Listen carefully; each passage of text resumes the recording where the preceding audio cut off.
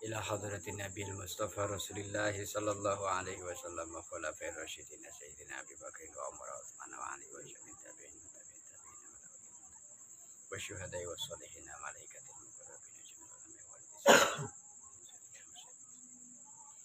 Amiruddin Ki Abdul Jamil wa jami'i khasatan sayyibi hadzal kitab nafa'ana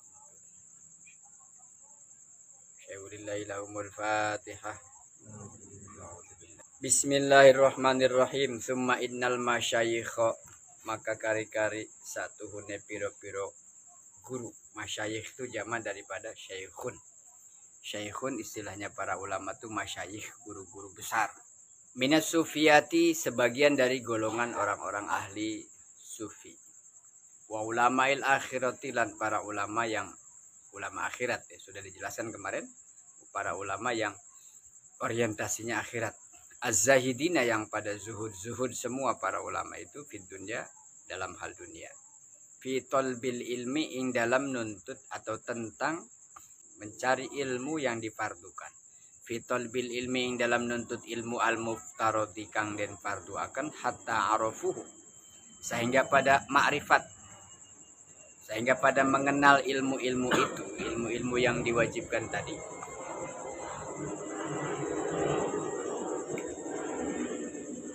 Ilmu-ilmu yang difardukan tadi, hatta arafuhu, sehingga pada mengenal, memahami semua. Wa aqamu, tidak hanya mengenal dan memahami, tetapi mereka melakukan. Wa aqamu, lan jenengaken al-amro, ing perintah, wa nahya, lan larangan. Wa kharajulan, pada metu mereka semua, min uhdati dzalika bi husni taufikillah, dengan sebagus-bagusnya petunjuk dari Allah Ta'ala, mahalur Allah. Falamastaqamu, mangka sumangsane amrih jenengaken fidzalika, ing dalam mengkono-mengkono aqamul amri wa nahi, mutabi'ina pada nganut kabeh, mengikuti semuanya, li Rasulillah sallallahu alaihi wasallam, maring Kanjeng Nabi Muhammad sallallahu alaihi wasallam. Haitsu amarahu, sekarine perintah ing dalik sapa Allah Gusti Allah Ta'ala, bil istiqomati, kelawan istiqomah. Faqala, mangka dawuh sapa Allah Ta'ala, fastaqim, maka istiqomahlah sira, istiqomahlah engkau, kama kaya barang kang amarta apa umirtu, kama umirtu, ya. Wa man taba, lan taba, wa man taba, wa man sampane orang, siapa orang yang taba, bertaubat, taba kembali, maka sertane sira. Fataha, mangka buka sapa Allah Gusti Allah alaihi, mingatase mereka, abwabal ulumi, ing piro-piro keilmuan, allati sabaqo, para guru-guru dari kalangan sufi, dari kalangan para ulama-ulama akhirat, ulama-ulama zuhud, menyatakan bahwa menuntut ilmu yang difardukan itu tidak sebatas perkenalan di awal, seperti sekedar atau mungkin hanya sinopsis covernya saja. Jadi orang kan, tradisi budaya baca kitab, baca buku di Indonesia memang tidak signifikan gitu peningkatannya, tidak terlalu bagus nilainya di sisi dunia. Tradisi membaca kita itu kurang. Orang yang memang senangnya baca, ya istilahnya kutu buku, sehingga dari baca itu banyak pengetahuan, sehingga dari banyak pengetahuan tuh ngerti tentang ilmu pengetahuan, lalu mempraktikkan, mengamalkan dalam kehidupannya. Tidak hanya membaca, orang tuh karena saking malesnya, kalau ada buku di perpustakaan, ini yang banyak terjadi, diambil bukunya, dilihat tulisan di belakang tuh ada sinopsis, prolog kalau dalam ini prakata gitu. Buku di dalamnya menjelaskan tentang begini, oh ya udah tahu. Itu namanya ijmal, global. Taunya buku itu tentang apa? 3 manfaat merokok, judul bukunya. Menarik nih, dilihat. Nah ini nih, buat dalil yang para rokok. Ternyata pas dibeli di dalamnya ada 1000 madorot. 3 manfaat dan 1000 mafsadat. Jadi situ kan baru tahu. Artinya kalau dibuka ke dalam baru ngeh gitu. Cuman lihat luarnya doang mah. Tapi karena males, apalagi yang kita nggak ngerti ya, ini bahasa Arab apa ini, apalagi dalamnya, udah. Tapi jangan putus asa, karena tujuan tadi, tujuannya belajar supaya mengetahui dan memahami ilmu. Nah, cara kalau tidak bisa baca sendiri berarti apa? mendengar kan. Selagi masih bisa ada fungsi indera, kita bisa baca, nggak bisa mata melihat tapi nggak paham. Ya kalau telinga mendengar tapi kemudian paham, ya berarti itu kita punya cara. Jangan alasan, kenapa nggak ngaji, saya nggak bisa baca kitab. Nah, memang siapa yang nyuruh baca kitab? Kenapa nggak ngaji, saya nggak bisa nulis Pak. Siapa yang nyuruh nulis? Yang ngaji bapak-bapak maksudnya. Kalau anak-anak kan harus ya Bang ya. Harus ada pulpennya, pensilnya, ada penghapus lengkap sama serutan sama jajannya 20.000 sehari. Pokoknya anak-anak kan lengkap peralatan buat ngaji aja tuh. Terus nyampe ke sini sibuknya jajan. Kok gitu Pak? Anak-anak. Bapak-bapak masa sibuk jajan. Bentar-bentar berangkat ke warung, mana beli mie dulu. Satu lagi beli gorengan. Satu lagi kopi. Ngajinya belum mulai sampai selesai. Keburu malam. Habis malam ada bola, kagak jadi ngaji, jadi nonton bola, jadi ya nggak gitu, jadi yang ngaji aja dulu. Nah, jadi sambil memahami itu sampai kapan, kata para ulama zuhud itu, hatta arafuhu wa aqamul amra wan nahya.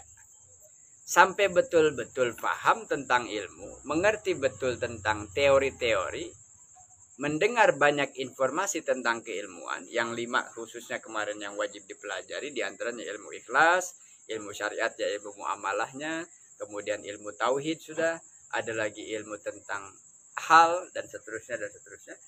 Minimal yang 5 itu wajib dipelajari sampai betul-betul dipahami. Apa buktinya paham? Wa aqamul amra wan nahya. Bukti paham ilmu adalah mereka mendirikan, menegakkan agama dengan benar. Caranya menjalankan takwa. Apa yang Allah perintah, kerjakan. Apa yang Allah larang, hindari atau jauhi. Itu berarti sudah sampai pada puncak yang nanti pada akhirnya adalah ikhlas. Belajar ilmu agama itu sampai paham betul, jangan setengah-setengah. Porsinya kan beda. Nah ini kan untuk siapa? Litolibil ilmi. Istilahnya itu kalau bahasa Sunda itu ada unik. Ilmu tungtut dunia siar. Pernah ada bilang Bang? Iya Bang, apa? Ilmu tungtut dunia siar. Istilah ilmu dan istilah dunia. Tapi pasangannya ilmu dituntut, dunia disiar. Ya kan? Disiar. Siar itu dicari. Dituntut juga dicari. Seorang jaksa penuntut umum di satu persidangan dalam peradilan, dia menerima hasil daripada penyelidikan, lalu naik dari BAP dan seterusnya, naik jadi tuntutan. Dasar tuntutan adalah dari kasus yang terjadi. Ada modus operandi, ada lokus, istilah peradilan nih. Ngerti Pak ya, nggak apa-apa lah ya, dengerin aja lah. Ya pokoknya mah waktu, tempat dan kejadian apa nih kasusnya. Sehingga si jaksa punya kewajiban untuk apa? Supaya adil menyesuaikan kasusnya dengan tuntutannya. Salahnya apa? Hukumannya apa? Ini harus sesuai kan? Nah berdasarkan itulah dia tuntut orang ini. Yang tadinya terperiksa, mungkin saksi jadi terpidana. Atau bukan terpidana, tapi tersangka. Lalu kemudian menjadi terdakwa. Nah tersangka itu belum masuk pengadilan.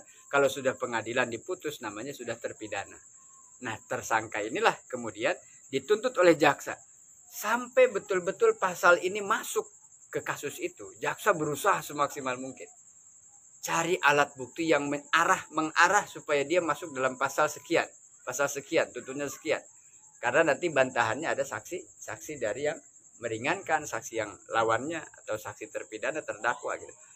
Nah dia harus mempertahankan itu, dituntut sampai sebisa-bisanya. Itu ilmu tuntut. Sampai kapan? Ilal lahdi. Makanya kalau istilah mencari ilmu sampai kapan? Sampai mati. Gitu. Sampai kemana? Walau bisin, walaupun tempatnya jauh, kalau sudah nyari ilmu agama, ya ditempuh. Kenapa? Saking nuntut ilmu itu bukan nyari. Kalau dunia siar. Nah istilah siar ini, kita biasa orang di Sunda itu kalau ada tangga begini pasti rame kalau habis asar. Pada duduk-duduk lah ibu-ibu di anak tangga, lalu pas siaran. Nyari kutu. Ibu-ibu tas gitu. Yang ini siaran lagi sama yang di atas terus. Di siaran. Nyiaran kutu. Nyari apa itu? Nyari kutu. Kalau dapat syukur, kalau nggak dapat ya udah namanya juga nyiar. Dunia itu siar. kerja maksimal seperti Allah perintah. Kalau suami wajib cari nafkah, kerja maksimal sekuat tenaga. Kalau dapat rezeki alhamdulillah, kalau nggak dapat nggak apa-apa, masih ada hari esok, urusan dunia. Tapi kalau ilmu, kenapa harus sebegitu istilahnya beda, harus dituntut, harus dapat sampai apa? Sampai paham ke akar-akarnya. Supaya apa? Supaya jangan ibadah kita tidak sah, tidak diterima gara-gara tidak tahu ilmunya. Kenapa buru-buru? Keburu mati nanti. Sholat yang kemarin sudah saya kerjakan, Pak, tapi yang sah berapa? Yang khusyuk berapa kali sholat? Yang ikhlas lillahi ta'ala berapa? Waduh, itu saya bingung, Pak. Jangan dihitung, tetapi terus ditingkatkan. Ditingkatkan. Yang kurang apa ya? Bang Ferry sekarang bacaannya sudah mulai enak. Imamin kan pakai speaker, saya pasti dengar. Ya, tasdidnya, makronya. Itu kan Bang Ferry dengan sendirinya tanpa kita tahu ya, Bang. Pasti di rumah atau di mana mungkin Bang Ferry coba lihat lagi. Atau dengerin saya kalau lagi ngimamin bacanya. Tasdidnya, terutama surat-surat yang biasa dibaca. Ya, Bang, karasa tuh, Bang. Ya kan karasa. Kita juga yang nggak lihat tapi terasa. Karena apa? Bacaan itu juga menggugah, masuk ke telinga. Kalau yang salah ya kerasa, yang benar ya kerasa.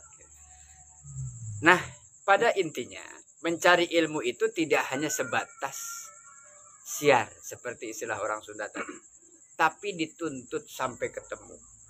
Ngaji apa, Pak? Ngaji fikih. Fikih itu apa? Ilmu tentang pemahaman agama Islam secara terperinci. Arifin tidak usah menguasai seluruh bab fikih, tetapi kuasain satu bab dari bab fikih, satu aja. Misalnya tentang wudhu. Furudul wudhu'i, fardnya wudhu ada 6. Sunanul wudhu'i, sunnah-sunnahnya wudhu. Prakteknya wudhu, syarat sahnya wudhu. Air yang bisa digunakan untuk wudhu, ada berapa macam air? Waduh, banyak itu, Pak. Itu mau nggak mau udah wudhu itu berkaitan dengan alat wudhunya. Satu aja. Kalau begitu dapat apa, Pak? Nah, suatu saat Rasulullah bersabda kepada sahabat Abu Dzar, "Ya Abu Dzar, la antal dua baban minal ilmi khairun min antusolliya al farokaatin." Wahai Abu Dzar, hendaklah engkau belajar dan kuasai satu bab ilmu di pagi hari atau segera kapan ada kesempatan.